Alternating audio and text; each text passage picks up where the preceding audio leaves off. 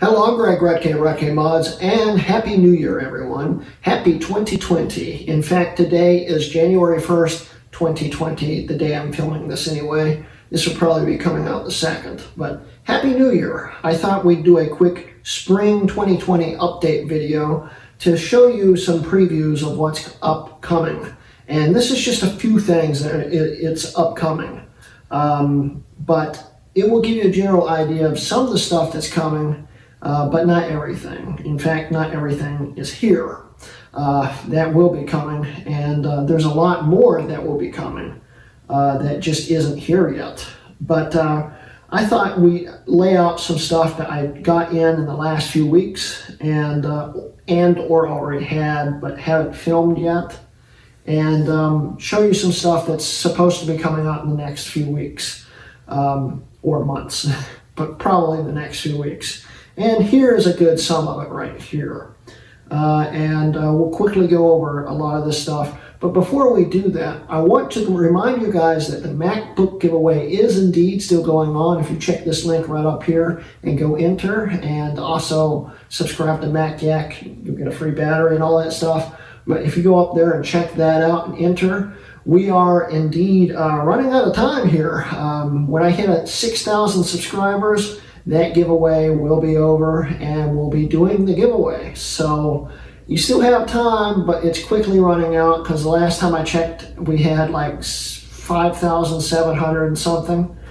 So it's quickly ticking away there. So go and enter that. But anyway, getting back to the point here, today we'll be talking about all this stuff and quickly going over it. So let's get to it.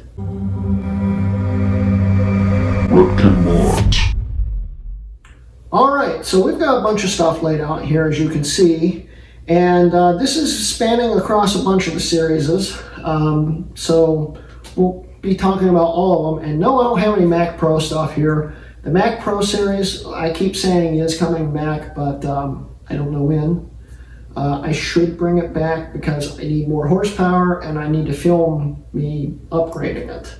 But that Mac Pro is hooked up next door, so even though I have all the parts for it, I think I have all the parts, I'm not lugging it over here just to preview it. So that's the update for the Mac Pro series, and yeah, that will probably be coming soon. Also, it's been almost a year since I did the mid-2011 iMac video.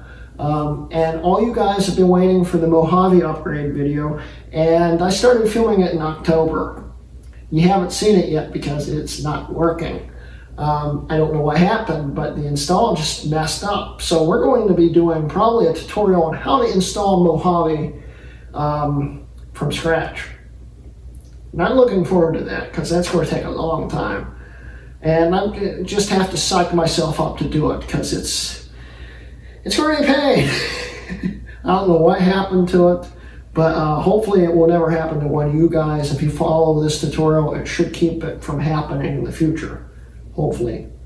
But anyway, so we've got a bunch of stuff here, and a bunch of things that we're going to talk about real quick. Starting with these AV cables. This is the AV cable for a second generation clamshell, or the first generation iBooks Snows. I think this also works with the iPod video, but still. We're going to try this in the prototype and see if that port actually is an AV port. But the prototype's actually sitting behind the camera. I forgot to bring it over here. But we got this. This is still sealed in the package. That's going to be fun.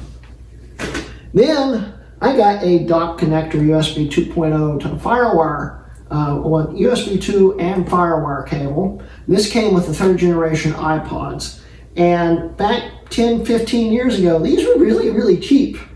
Now these cost about twice as much as the darn iPod itself, which is quite annoying. So if you need one of these, you either need to get the knockoffs, which are also now hard to find, but I've used them and they're not that bad. They're just kind of ugly. But if you want an official cable and you don't want it all mangled and stuff, and you still want it sealed in the box, expect to pay a good amount for it. But there's the other good point about the iPod series is these iPods have actually gotten pretty cheap, and You can now get them in mass, and you can actually build your collection now. And even though I already have a 3rd generation 40 gig, I decided to get a few more, plus my 40 gig still won't sync data. So here's a 15 gig, which works, as you can see here. I've got another 40 gig, which I will probably be doing a case swap on. It's turning on. It works. This is a 40 gig. I also have the original case to my 40 gig right here that's been sitting in the same place since like 2007 or 8. So I got that for spare parts if needed. In fact, I think the front case is in a little bit better shape. So we're definitely going to probably swap out the front case. We might keep the back case. So that's going to be a video. This 15 is going to probably get a flash card upgrade in it. The thing is, these sometimes have a problem with flash.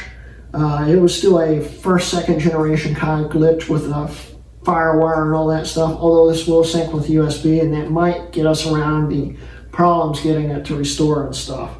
We'll see what happens with that. We also have a iPod by HP iPod Color, which I showed in my latest live stream, which has been converted to the world's thickest 20 gig because the original hard drive is dead. Very dead now, but it just won't start at all, so it's dead. And I put my 60 gig case for my original iPod Color on the back, but here is the really scratched up iPod by HP back plate that we'll be putting back on, and this will probably be a toss around iPod because it's not in great shape, and you really can't find brand new back plates anymore like you could 10 years ago for these models. You can for like the iPod Video and the Classic, but not for these. So that's coming up in a future iPod series video. And here's actually the front plate to my original Color, which is also in not bad shape. I don't know if this actually might be in better shape. It's shinier. We might be swapping this faceplate into that. We'll see. I also have a 7th generation Classic here, the 160 gig. And this will be getting a 512 gig SD card upgrade with a 3000 milliamp hour battery, which I think I forgot to bring over from next door. I'll have to go grab that in a few days, but we'll be doing that. It's going to have a U2 case put on it, and this is going to look just like my iPod I built in 2013, which got stolen out of my car last year. And the funny, actually it was the year before now. It's almost been 2 years since it got stolen. And the funny thing is the guy who stole it put it on Facebook Marketplace about 6 months later. I still don't have it back. The police couldn't do anything. So we're going to build this like that iPod, only better. That iPod still had the original 160 gig hard drive in it. And now it's going to have 512 gigs of SD storage, which would be awesome. We've got some Griffin iTrips here. And this was a FM transmitter for car radios, which plugs into the top of the iPod like this, and then powers off the top of the iPod. And I don't even know if this thing's working. Yeah, it is. It's working. So what happens is you just tune it to the station that you have it programmed to. Thing is, there's no buttons on it. And that's because you need the original software, which luckily I have them for every single model that they made the iTrip for. The original software had the sound files for it that played tones, and you basically created a playlist. And in fact, I wish I could find Dad's. Dad had one of these, but I couldn't, so I had to buy one. But it would play tones, and it would change the station that this is going off of, and then you just tune to that station. So that's the iTrip. I've got one for the third and fourth generation right here. Got one for the first and second generation Mini, and I got one for the Firewire iPods, so the first and second generation. So that is going to be a fun future video. If I can figure out how we can film it, that's going to be a little different and probably a little challenging, but we'll figure out something for that. So I think that's all the iPod series previews right here. We also have my late 2011 17-inch MacBook Pro. And as we can see, it's even in worse shape than when I unboxed it in this video right up here. It's gotten a few keys salvaged off of it because the world's fastest 2008 unibody MacBook, the keys fell off of it. I don't know how. It was a brand new keyboard, but I had to salvage some keys off of this to make it work again. I don't know what happened. No, I didn't drop it. No, I didn't get mad at it. Nothing like that. Just typing on it and the keys started spraying off. Don't know why.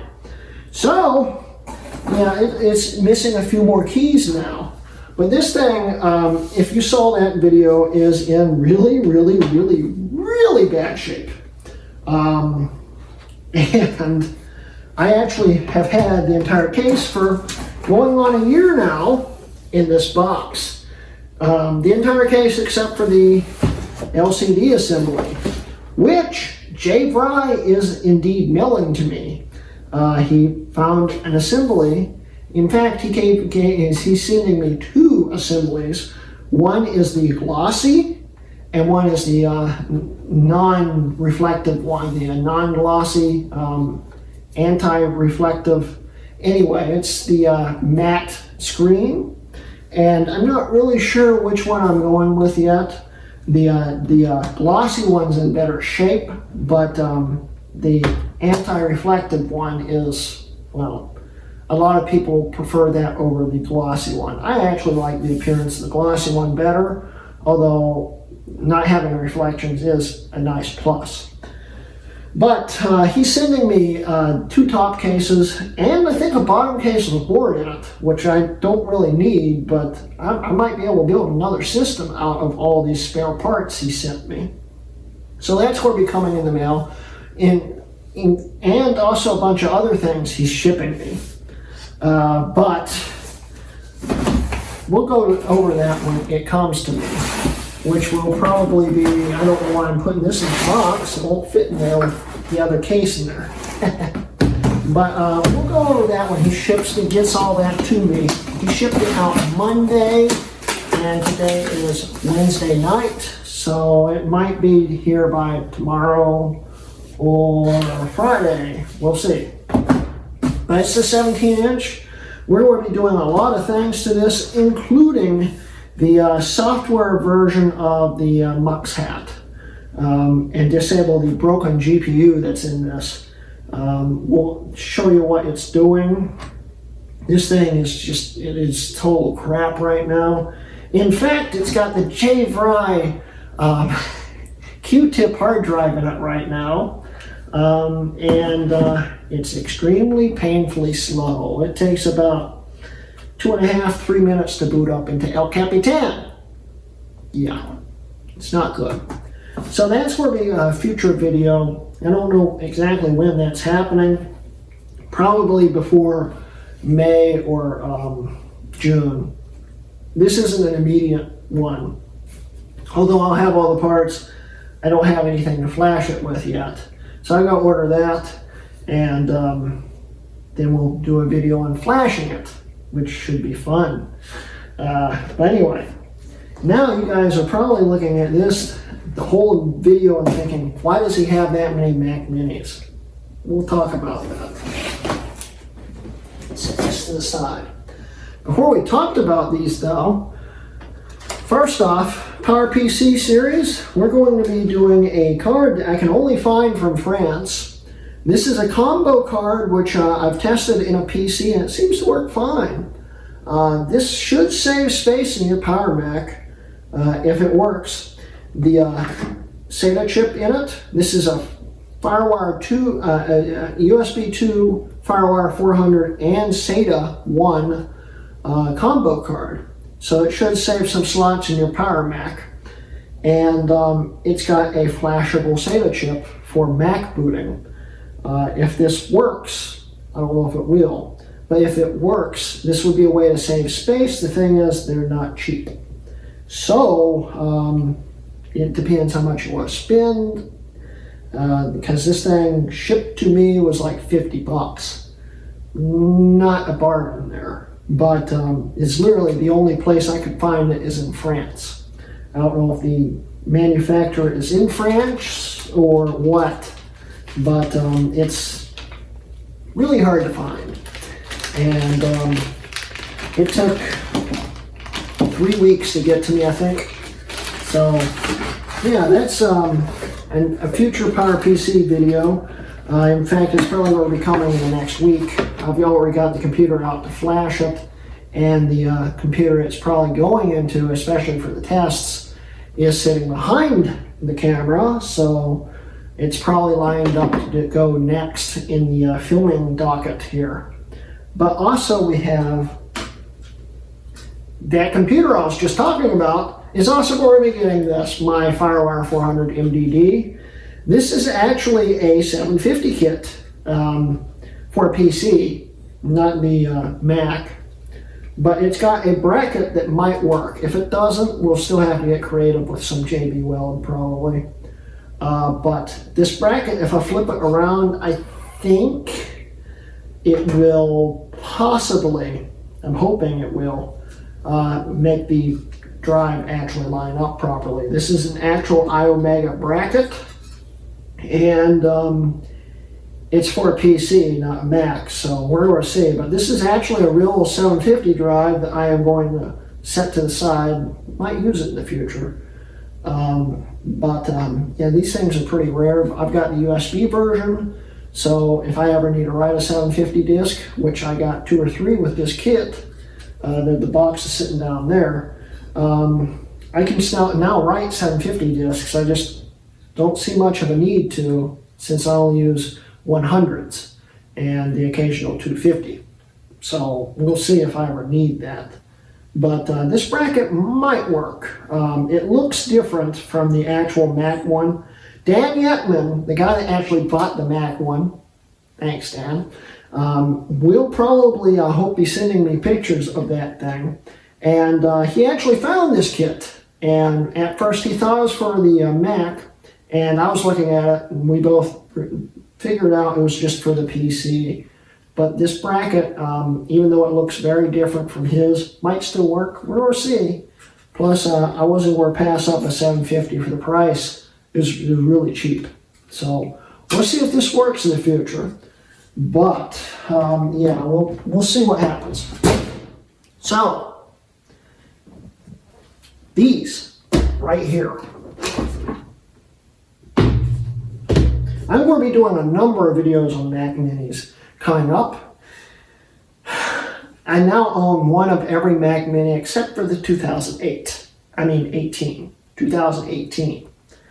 I own every single model. I have the G4 Mini, the 1,1 Intel, 2,1 Intel, the 3,1 Intel, which is the world's fastest 2009, currently, still the world's fastest.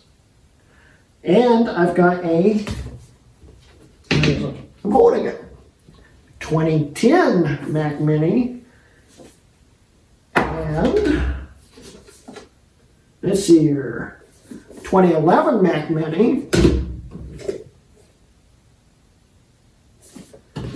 2011 Mac Mini, and the 2012, plus the 2014, which, here's a picture of the eBay listing I just bought it off of, right here.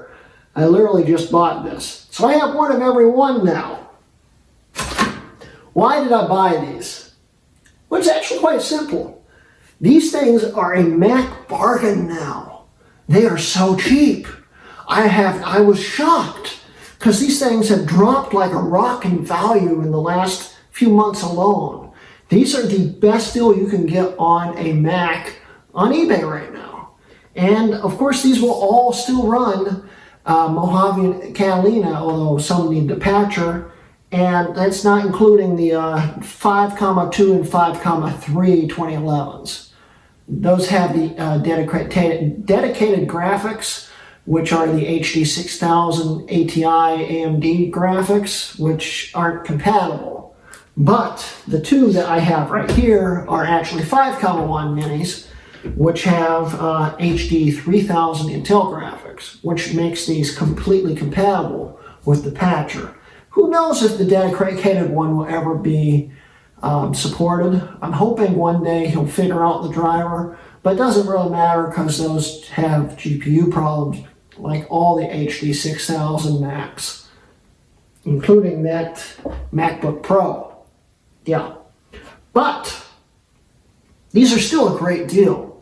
In fact, if you have the option over the 2010 or the 2011 2.3 i5, these pack more power than this. And these go for a few bucks more. It's a good deal. And this 2012 is my newest in-hand Mac Athlon model-wise. This is a late 2012 Mac Mini. This is the fastest Mac Mini ever made by Apple from late 2012 all the way to October 2018. This was faster than the 2014 models.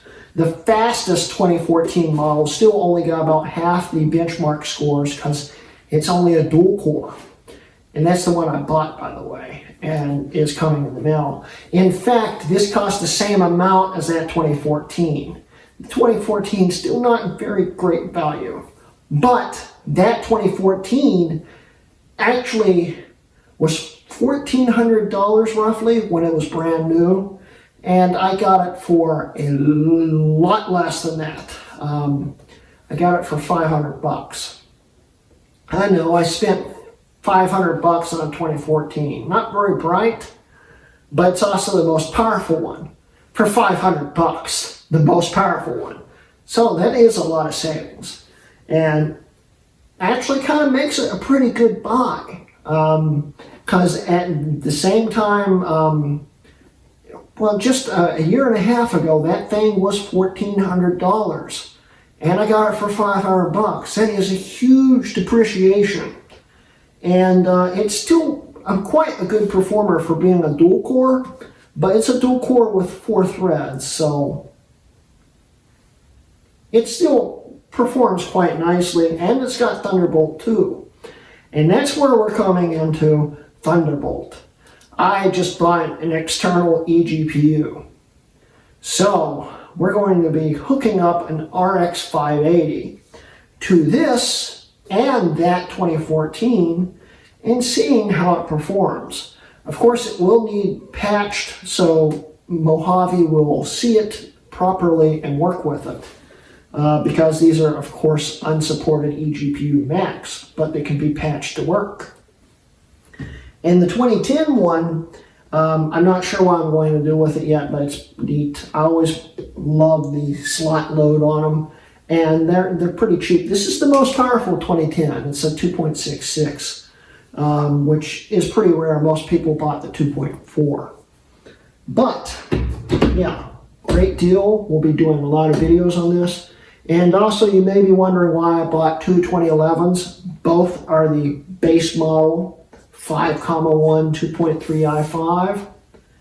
And the main reason is because one of them I'm probably going to turn into a server, and the other one I am pulling the logic board out of and trying to hack it into an iMac G4 because I have a lot of iMac G4 parts now. So we're going to be making a brand new iMac G4 with Mojave running it. Of course, it's going to be the patched out Mojave. Might be running Catalina, we'll see. But we're going to be doing that. We're going to be cramming one of these into that.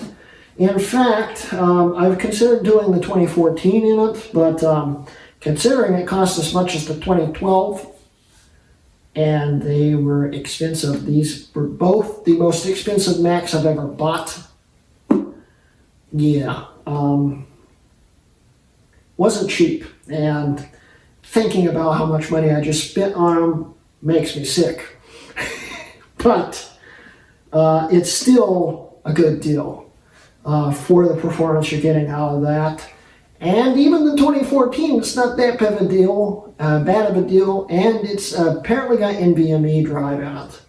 2014 is still a crappy Mac Mini, but the top-of-the-line one, still the third fastest Mac Mini before 2018. It outperformed all the 2011s, and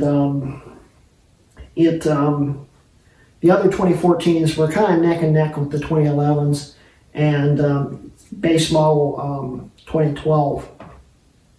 2014 sucked, but the mid-range and the top-end 2012, like this 2.6 quad-core i7, ran laps around 2014s, even the top-end one, but it's still a pretty good buy as compared to other Macs. We'll explain that in a future series. But yeah, I got these, plus another one coming in the mail, and we should probably be wrapping up the video. I don't know much more to talk about right now. I need to do some more filming coming up very soon. I still haven't filmed Ken's video, which I need to do. You'll see that coming out in the next few weeks probably, so I gotta get it filmed. So that's probably going to be my next filming project. But I wanted to film this 2020 preview for the spring of 2020, even though we just got into winter. I don't like winter much. In fact, it kind of bums me out a lot. So thinking about spring coming is cheering me up really quickly. And I hope you guys have a very wonderful 2020.